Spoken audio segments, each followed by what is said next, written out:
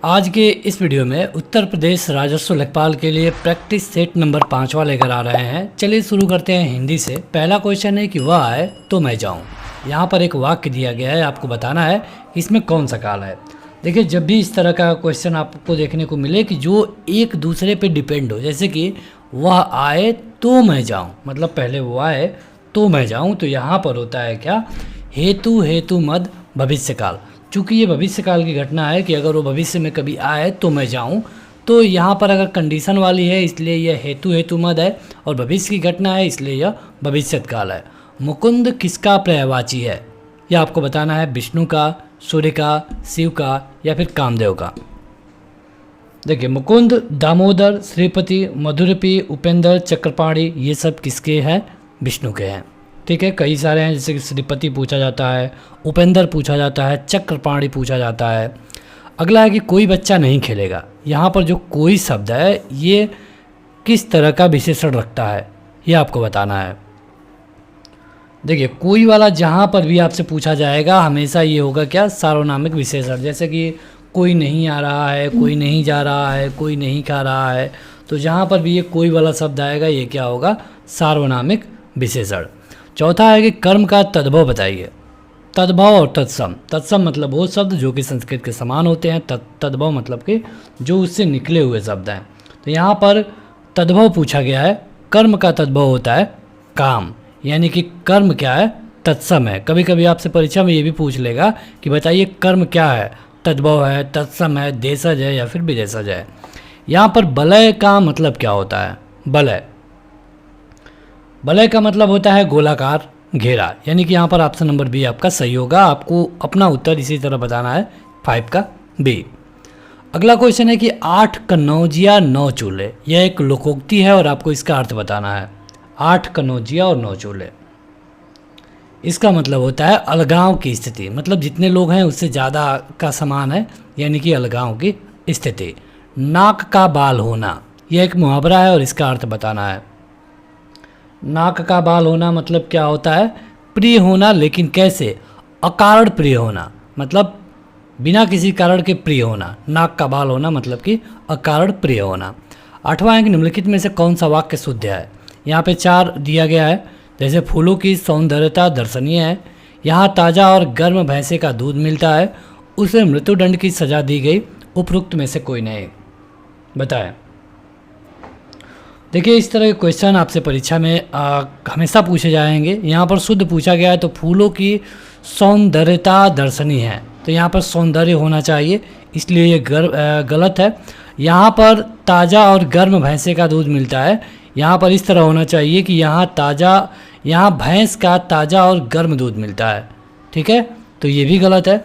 उसे मृत्युदंड की सज़ा दी गई, तो यहाँ पर इसे इस तरह होना चाहिए कि उसे मृत्युदंड दिया गया, क्योंकि मृत्युदंड एक सज़ा है। तो अगर आप मृत्युदंड लिख रहे हैं तो सज़ा लिखने की कोई ज़रूरत नहीं है, यानी कि ये भी गलत है।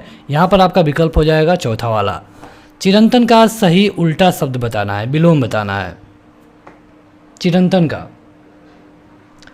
तो चिरंतन का विपरीत वाला जो शब्द होगा ये होगा नश्वर। चिरंतन मतलब होता है कि बहुत दिनों से चला आने वाला। छंद से संबंधित गणों की सही संख्या क्या होती है, छंद में कितने गण होते हैं, ये पूछा गया है। काफ़ी महत्वपूर्ण क्वेश्चन है, बहुत बार पूछा जाता है। तो ये होते हैं 8। या माता, राज, भान, सलगा, ये आपने पढ़ा होगा, ये गणों की संख्या है, इनकी संख्या 8 होती है। तेरी बरछी ने बरछीने हैं खलन के, इस पंक्ति में कौन सा अलंकार है। देखिए, ये वीडियो हाई क्वालिटी में अपलोडेड है, तो अगर आपको क्वालिटी से कोई शिकायत है तो आप अपने नेट को सही करिए, आपको ये क्वालिटी में अच्छी दिखेगी। यहाँ पर तेरी बरछी ने बरछीने हैं, ये क्वेश्चन है। तो यहाँ पर आप देखेंगे कि एक ही शब्द है और उसके कई अर्थ होंगे, यानी कि यमक होगा। यमक में क्या होता है, यमक बहुअर्थी होता है। बहुमुखी, इस शब्द में कौन सा उपसर्ग है, ये जो शब्द है इसमें कौन सा उपसर्ग है, ये आपको बताना है। यहाँ पर बहुमुखी में क्या होगा, बहिर। एक बहिर मतलब कि बाहर, मुखी यानी कि आपका उपसर्ग है बहिर। उपसर्ग मतलब होता है जो कि आगे जुड़ता है, प्रत्यय मतलब होता है जो पीछे जुड़ता है। खिड़की किस तरह का शब्द है, खिड़की क्या देशज है, तद्भव है, विदेशज है या फिर वर्ण संकर है, बताएं। तो ये है देशज। ऐसे शब्द जिनकी उत्पत्ति देश में ही हुई होती है उनको हम देशज कहते हैं। निम्नलिखित में से वर्तनी की दृष्टि से कौन सा शब्द युग्म शुद्ध है? बारात वसंत, बारात वसंत, वरात बसंत, वरात वसंत। ठीक है, तो यहाँ पर दोनों जिसमें शुद्ध हो वही आपको ट्रिक करना है। बताइए।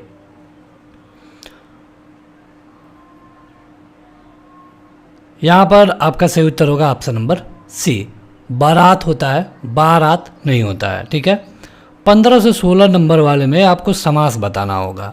तो पथ भ्रष्ट का समास बताइए। समास और संधि दोनों में आपको विच्छेद आना चाहिए। अगर विच्छेद आ रहा है तो आपसे कोई गलती नहीं होगी। तो यहाँ पर देखिए, अगर आप देखेंगे पथ भ्रष्ट का क्या होगा विच्छेद, तो ये होगा पथ से भ्रष्ट। ठीक है, यहाँ पे क्या आ गया आपको? से दिख गया, यानी कि ये हो गया तत्पुरुष। अष्टाध्यायी, अष्टाध्यायी का क्या होगा? क्या बहुब्रीहि होगा, कर्मधारय होगा, दीर्घु होगा या फिर तत्पुरुष होगा? बताएं। तो ये होगा दीर्घु। अब दीर्घु क्यों होगा? क्योंकि इसके आगे एक नंबर है, अष्टाध्यायी मतलब 8। ठीक, नवरत्न, त्रिरत्न, चौराहा, पंचवटी। तो जहाँ पर आगे एक नंबर दिख जाए वहाँ पे हमेशा दीर्घु होता है। और जहाँ पर कारक वाला सिस्टम आपको देखने को मिले वहाँ पे तत्पुरुष होगा। जहाँ पर किसी तीसरे की तरफ डिनोट किया जाए वहाँ पे बहुब्रीहि होता है। और जहाँ पर उपमेय और उपमान वाली स्थिति है वहाँ पे कर्मधारय होता है। तो यहाँ पर आपका बी वाला ऑप्शन सही होगा। बढ़ते हैं आगे, और ये है 17 नंबर का। लेकिन उससे पहले अगर अभी तक आपने इस वीडियो को लाइक नहीं किया है तो जरूर लाइक कर दें। क्वेश्चन है कि इति धन आदि बराबर इत्यादि। आपको यहाँ बताना है कि इसमें संधि कौन सी है। अब देखिए, यहाँ पर होगी यण संधि, ये तो आपको भी पता होगा। लेकिन यण संधि का फार्मूला क्या होता है? तो यण संधि का फार्मूला ये होता है कि ई या फिर ऊ के बाद कोई भी अगर भिन्न स्वर आए, तो अगर ई आया है तो ई का हो जाएगा य, और यदि ऊ आया है तो ऊ का हो जाएगा व। यह है यण संधि। अब इस क्वेश्चन को आपसे परीक्षा में कई तरीके से पूछा जा सकता है। पूछा जा सकता है कि इत्यादि का सही संधि विच्छेद बताइए, ये एक हो गया। दूसरा आपसे पूछा जा सकता है कि इति धन आदि बराबर क्या होगा। ठीक है, तीसरा आपसे पूछा जा सकता था कि कौन सी संधि है, या फिर ये भी पूछा जा सकता था कि स्वर संधि है, व्यंजन संधि है या फिर विसर्ग संधि है। तो संधि को हमने अच्छे से कवर किया है, प्लेलिस्ट में आप जाकर देख सकते हैं। राम सीता से सुंदर है, इस वाक्य में कौन सा कारक है? सीता से सुंदर है, यहाँ पर कौन सा कारक है ये आपको बताना है। यहाँ पर देखिए, जो आपका सही उत्तर होगा ये क्या होगा ये आपको बताना है। ये होगा करण कारक, क्योंकि यहाँ पे क्या दिख रहा है? से दिख रहा है। ठीक है, तो से वाले में होता है करण कारक।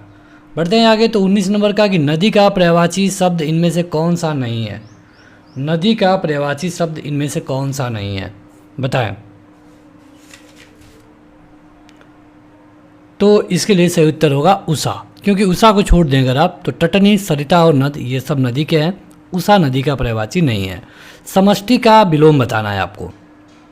समष्टि का विलोम, समष्टि का विलोम होता है व्यष्टि। ठीक है, यानी कि ऑप्शन नंबर चौथा सही होगा। 21 और 22 वाले को देखिए, यहाँ पर एक ही वाक्य को कई सारे सेक्शनों में बांटा गया है। अब आपको बताना है कि कौन सा सेक्शन में गलती है। अगर किसी भी सेक्शन में गलती नहीं होगी तो आपका उत्तर ऑप्शन नंबर डी होगा। पहला है कि धनवान को व्यर्थ बेकार में सहायता देकर कोई लाभ न होगा, कोई त्रुटि नहीं है। बताएं। यहाँ पर यह होना चाहिए कि धनवान को व्यर्थ में सहायता देकर कोई लाभ नहीं होगा। ठीक है, यानी कि आपका जो ये बी वाला है इसमें ये बेकार नहीं होना चाहिए। ठीक है, यहीं पे गलती है। तुलसीदास ने अवधी भाषा में अनेकों ग्रंथ लिखे। यहाँ पर होना चाहिए कि तुलसीदास ने अवधी भाषा में अनेक ग्रंथ लिखे। अनेक होता है, अनेकों नहीं होता है, तो यहाँ पर अनेक होना चाहिए। यहाँ पर रिक्त स्थानों की पूर्ति करनी है। करत करत अभ्यास ते जड़मति होत क्या, ये आपको बताना है। जड़मत होत सुजान।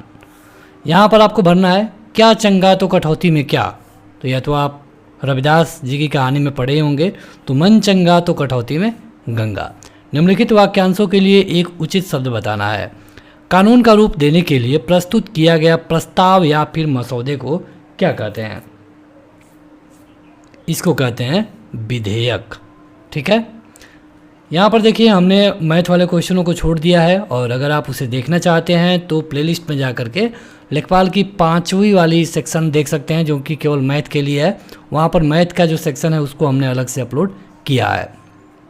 क्वेश्चन है, गांधी जी के विदेशी वस्तुओं के बहिष्कार के आंदोलन का लक्ष्य क्या था। मतलब गांधी जी विदेशी वस्तुओं का बहिष्कार करने को बोले, लेकिन आखिर क्यों, उनका लक्ष्य क्या था, ये आपको बताना है। यहाँ पर आपके विकल्प है, पूरी तरह स्वतंत्रता के लिए, ब्रिटिश विरोधी भावना पैदा करने के लिए, कल्याण राज्य को प्रोत्साहन करने के लिए, या फिर कुटीर उद्योगों के लिए। तो गांधी जी ने ऐसा किया कुटीर उद्योगों का प्रोत्साहन के लिए, क्योंकि अगर हम विदेशों की कपड़ा या फिर कोई भी चीज़ यूज नहीं करेंगे तो हमें खुद का बनाना होगा, और यहाँ पर इसलिए ऑप्शन नंबर डी सही होगा। हाल ही में ईरान ने किस देश को चाबहार रेल परियोजना से बाहर कर दिया है। ईरान और भारत के रिश्ते कुछ ठीक नहीं थे, और अब भी ठीक नहीं है उतने, तो यहाँ पर इसने भारत को बाहर कर दिया है। NIEO इसका पूरा नाम क्या है, ये आपको बताना है। तो NIEO का पूरा नाम है new international economic order. New international economic order. अगला है 54 नंबर का कि देश में पंचवर्षीय योजना का अनुमोदन करने वाला सर्वोच्च निकाय कौन सा है। पंचवर्षीय योजना के बारे में आप जानते होंगे, जो कि 5 वर्ष की योजना बनाता है। तो यहाँ पर इसका अनुमोदन कौन करता है, ये पूछा गया है इस क्वेश्चन में। ये किया जाता है राष्ट्रीय विकास परिषद के द्वारा। राष्ट्रीय विकास परिषद का गठन किया गया था 6 अगस्त 1952 को। जब्ती प्रणाली के तहत वास्तविक उत्पादन का कितना अंश राज्य मांग के रूप में निर्धारित किया गया था, बताएं। यह है 1/3। हाल ही में जो फुटबॉल संघ है, इसने 2023 में महिला वर्ल्ड कप की मेजबानी से हटने की घोषणा की है। किसने? फुटबॉल संघ में से कौन सा देश 2023 की मेजबानी से हटने की घोषणा की है, इस क्वेश्चन में ये पूछा गया है। तो ये है जापान। ठीक है, यहाँ पर अगर पूछा कि जाए कि दूसरा वाला जो पिछला था ये कहाँ हुआ था, तो पिछला हुआ था 2019 में, और ये हुआ था फ्रांस में।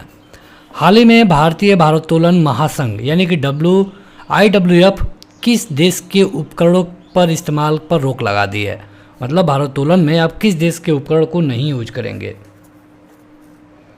तो यह है चीन। मतलब चीन का कोई भी सामान जो कि भारोत्तोलन वाला होगा, इसको यूज नहीं किया जाएगा, ये भारोत्तोलन संघ के द्वारा कहा गया है। अगला है कि लक्ष्मीबाई राष्ट्रीय शारीरिक शिक्षा संस्थान कहाँ पर स्थित है, बताएं। यह है ग्वालियर में। ग्वालियर मतलब कि मध्य प्रदेश। ठीक है, और इसकी स्थापना कब की गई थी, ये भी आपसे पूछा जा सकता है। तो 1957 में।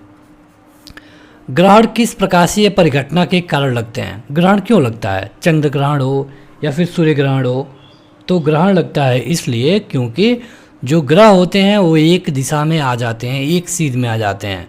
पहले सूर्य, चंद्रमा, पृथ्वी, इस तरह की कंडीशन होती है। तो यहाँ पर आपको सूर्य ग्रहण देखने को मिलेगा।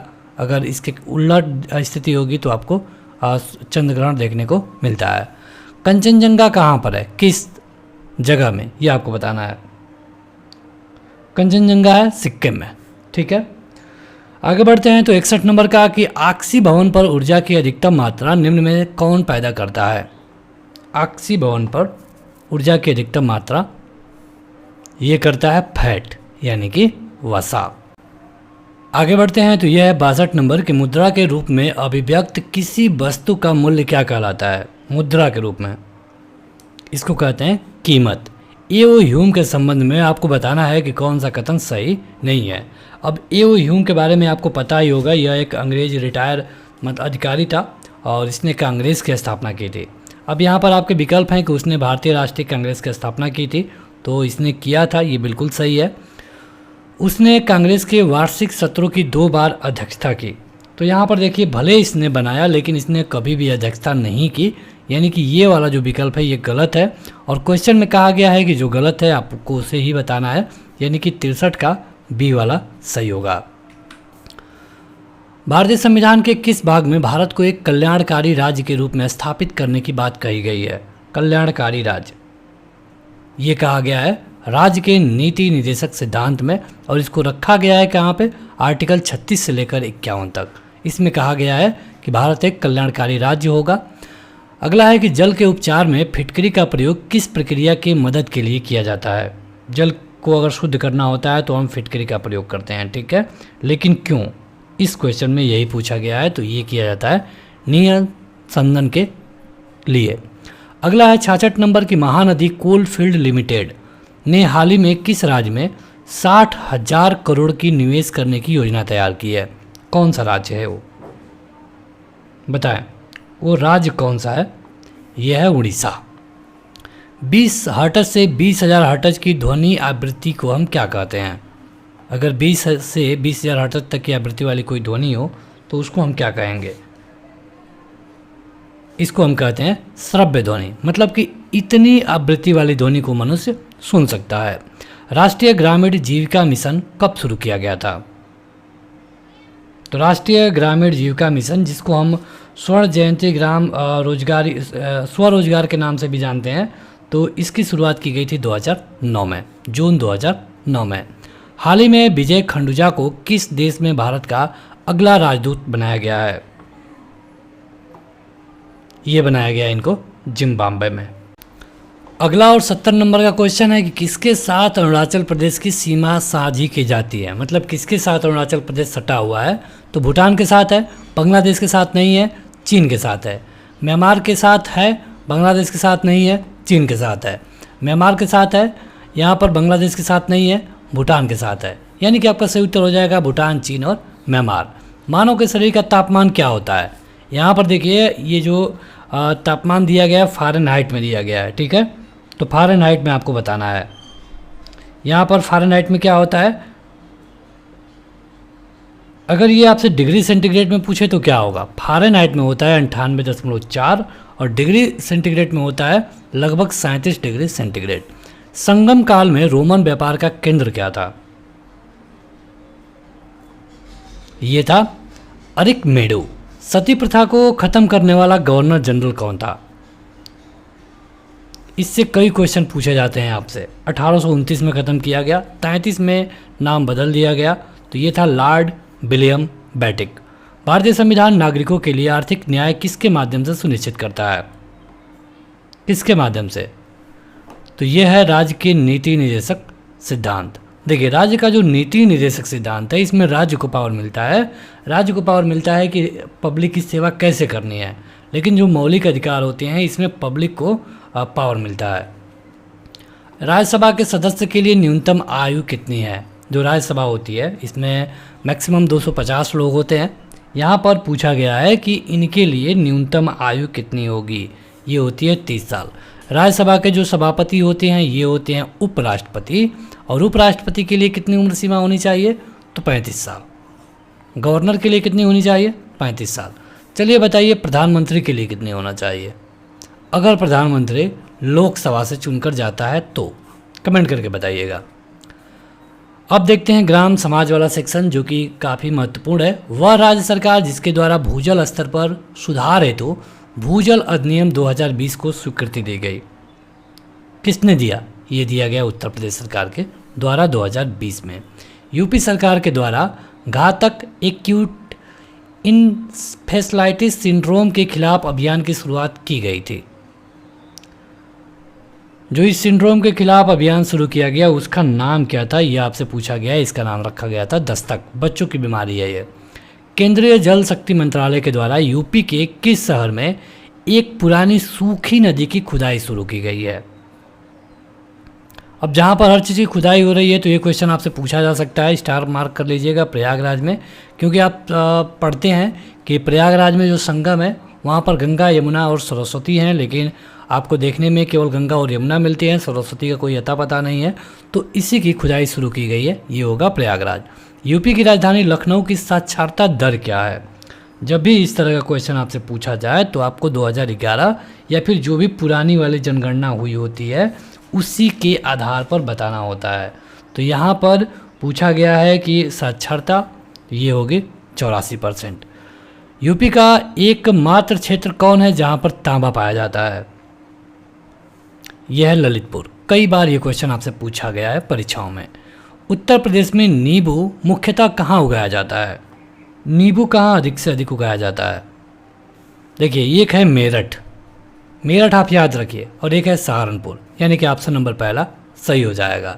अगर अभी तक आपने इस वीडियो को लाइक नहीं किया है तो ज़रूर लाइक कर दें, और इसके बाकी पार्टों को देखने के लिए आप इसका प्लेलिस्ट चेक कर सकते हैं या फिर डिस्क्रिप्शन में आपको लिंक मिल जाएगा।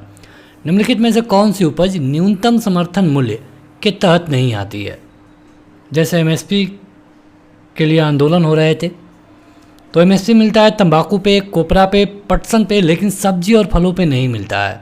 इस क्वेश्चन में आपको वही बताना था कि किस पर एमएसपी नहीं मिलता है, सब्जी और फलों पे। मिट्टी का स्वास्थ्य परिपत्र के संबंध में क्या सत्य है? जो मिट्टी का स्वास्थ्य परिपत्र मिलता है यह निःशुल्क होता है और मिट्टी की गुणवत्ता में वृद्धि की जानकारी देता है। उर्वरक की सही मात्रा आप यूज कर सकते हैं, यानी कि आपका ऑप्शन नंबर डी होगा उपरोक्त सभी। निम्नलिखित में से कौन सा जरीब का हिस्सा है? जरीब का हिस्सा कौन सा है? जरीब में होता है फीता, जरीब में होता है छल्ला और जरीब में गट्टा होता है, यानी आपका उत्तर हो जाएगा ये सभी। इन सभी से आप जरीब का काम कर सकते हैं। 1 एकड़ में कितने बीघे होते हैं? ये क्वेश्चन बहुत महत्वपूर्ण है। इस तरह के क्वेश्चन आपसे पूछे ही जाएंगे। ये होगा 1.62 बीघा 1 एकड़ में। यहाँ पर पूछा गया है कि किस राज्य सरकार के द्वारा परिवार नियोजन को बढ़ावा देने के लिए सारथी संध्या वाहिनी की पहल की गई है? इस तरह के जितने क्वेश्चन पूछे जाएंगे उनमें से अधिकतर का उत्तर उत्तर प्रदेश होगा, क्योंकि यूपी का एग्ज़ाम है। लेकिन अगर आप ज़्यादा से ज़्यादा प्रैक्टिस करेंगे तो आपको इस तरह को दुक्का मारने की ज़रूरत नहीं पड़ेगी। वह राज्य सरकार जिसके द्वारा महिला सशक्तिकरण संकल्प अभियान शुरू किया गया, किसने शुरू किया है? यूपी ने शुरू किया है। अंत्योदय कार्ड, बीपीएल कार्ड और एपीएल कार्ड में से जो सबसे ज़्यादा गरीब होते हैं उनके पास कौन सा कार्ड होता है? बीपीएल कार्ड होते हैं, एपीएल होते हैं, लेकिन जो सबसे गरीब होते हैं उनके पास होता है अंत्योदय, जिस पर राशन मिलता है 35 किलो। निम्नलिखित में से कौन सा प्रकार उस कृषि प्रणाली को दर्शाता है जिसमें एक ही फसल लंबे चौड़े क्षेत्र में उगाई जाती है? बताएं। यह है रोपड़ कृषि। निम्नलिखित में से कौन सी रबी की फसल है? रबी की फसल कौन सी है? रबी की फसल कौन होती है? जो नवंबर दिसंबर में बोई जाती है, और यहाँ पर आपका उत्तर हो जाएगा सरसों। अब यहाँ पर आपसे खरीफ पूछा जा सकता था, इसके अलावा भी कुछ पूछा जा सकता था, तो आपको ये पता होना चाहिए कि कौन सी फसल रबी में आती है, कौन सी खरीफ में आती है और कौन सी जायद में आती है। 91 नंबर देखते हैं कि यूपी के तराई क्षेत्रों में मुख्य रूप से उगाई जाने वाले सुगंधित चावल की किस्म का नाम बताइए। जो सुगंधित चावल होता है इसका नाम होता है काला नमक, मतलब कि इसकी किस्म का नाम है काला नमक। 92 नंबर देखते हैं तो यूपी के किस शहर में लकड़ी से बने वाद्य यंत्र ढोलक बनाने की 300 छोटी छोटी इकाइयाँ हैं? कहाँ पे लकड़ी से ढोलक बनती है? अमरोहा में। ये भी क्वेश्चन बहुत महत्वपूर्ण है। भारत में मनरेगा लागू किया गया। इसके मुताबिक हर साल किसी ग्रामीण परिवार को न्यूनतम मजदूरी देकर के कितने दिन तक का रोजगार उपलब्ध कराया जाता है? मनरेगा में कितने दिन का काम दिया जाता है? 100 दिन का। ये तो आप जरूर पढ़े होंगे। दक्षिणी उत्तर प्रदेश का औरैया जिला किसके लिए प्रसिद्ध है? किसका उत्पादक ज़्यादा होता है औरैया जिला में? देसी शुद्ध घी। ये बहुत महत्वपूर्ण है क्वेश्चन। देखिए, यूपी वाले जितने क्वेश्चन हैं ग्राम समाज के लिए बेहद महत्वपूर्ण होगा। व्यवसायिक उपयोग के लिए सब्जियां, फूल और फल उगाने की क्रिया के लिए निम्नलिखित में से किस शब्द का उपयोग किया जाता है? यह है हार्टिकल्चर। पर्यावरणीय खेती यानी कि जिसको हम इको फार्मिंग बोलते हैं, इसको और किस नाम से जाना जाता है? ऐसी खेती है जिसमें पर्यावरण को नुकसान ना हो, इसको हम इको फार्मिंग बोलते हैं, यानी कि ऑर्गेनिक फार्मिंग, यानी कि जैविक खेती। इस वीडियो के अंतिम पेज पर हैं, तो अगर अभी तक आपने लाइक नहीं किया है तो लाइक करिए, और जो भी आपसे क्वेश्चन पूछे गए हैं उनका उत्तर कमेंट करके ज़रूर बताइएगा। सिंचाई के निम्नलिखित तरीके में से किसको ट्रिकल सिंचाई के रूप में जाना जाता है? ट्रिकल सिंचाई। ट्रिकल मतलब एक तरह से उसमें छिड़काव वाला सिस्टम होता है, लेकिन पूरी तरह छिड़काव नहीं होता है, ठीक है? तो ये होता है ड्रिप सिंचाई। डेफ एक्सपो 2020 का 11वां संस्करण हुआ यूपी में कहाँ पर, यह आपको बताना है। ये हुआ लखनऊ में। और अभी अभी यूपी में इलेक्रेमा 2020 का उद्घाटन किसके द्वारा किया गया, ये आपको बताना है। ये किया गया था प्रकाश जावड़ेकर के द्वारा। यहाँ पर प्रकाश जावड़ेकर उस समय मंत्री थे, तो उनके द्वारा ये किया गया था, ठीक है? यहाँ पर थे केंद्रीय भारी उद्योग मंत्री, लेकिन अभी नहीं है। यूपी में किस पंचवर्षीय योजना में कृषि विकास को सर्वोच्च प्राथमिकता दी गई थी? ये है 10वीं। अब 10वीं पंचवर्षीय योजना कब से कब चली, क्या आप बता सकते हैं? तो 2002 से लेकर के 2007 तक। इस हिसाब से बताइए कि 12वीं पंचवर्षीय योजना कब से कब तक चली, यह आप हमें बताएंगे कमेंट करके। आज के इस वीडियो में इतना ही। अगर आप चाहते हैं खुद टेस्ट देना तो इस ऐप को डाउनलोड करें। डायरेक्ट लिंक वीडियो के डिस्क्रिप्शन में और पहले कमेंट बॉक्स में मिल जाएगा। फिलहाल इस वीडियो में इतना ही। Thank you.